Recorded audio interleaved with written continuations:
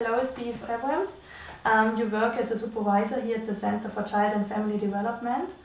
And can you describe your approach to supervision and a little bit your philosophy of supervision? Okay, well that's a great question, and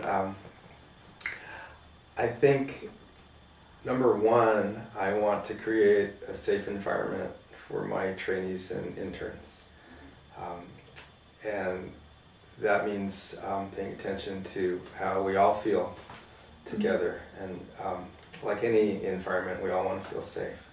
Sometimes when we talk about cases, there are countertransference issues that come up, and I want my interns and trainees to feel comfortable talking about what's going on with themselves, because it's pretty hard to help other people if we don't know where we're at personally. Mm-hmm. So I think one function of our group is as a support group. It's not just to learn how to manage cases, but how to support each other. One thing I've learned in my professional career is that it's helpful to talk to other colleagues about issues that come up with clients, so that I know where I'm at. It's one reason why so many of us see therapists ourselves, so that we don't get confused when we're in session about what's going on with us.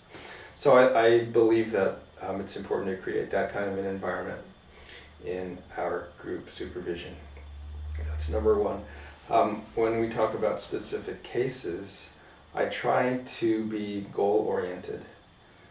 Try to figure out strategies and interventions that help our counselors achieve reasonable goals. And in order to do that, we have to set reasonable goals. It's hard within the course of a school year, which is not a very long time, to bring about real significant change in a family. And the philosophy of our center here is school-based family counseling.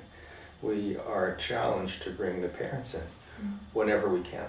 And because the kids are sometimes self-referred or referred by teachers or referred by the principal and not referred by their parents, it's a real challenge to get parents involved, and there are, in many cases, language barriers that keep people from wanting to come in and communicate.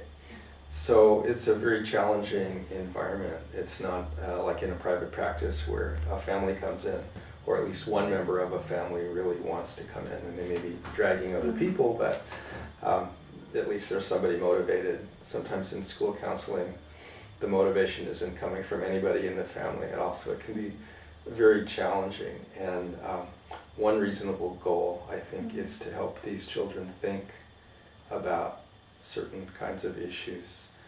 For example, if they have self-control issues and they're getting in trouble for self-control issues, there are probably things going on that are influencing that. It's worth exploring that, but to think that within the course of a school year, without parents involved, we're going to change that child's ability to self-impose, impulse.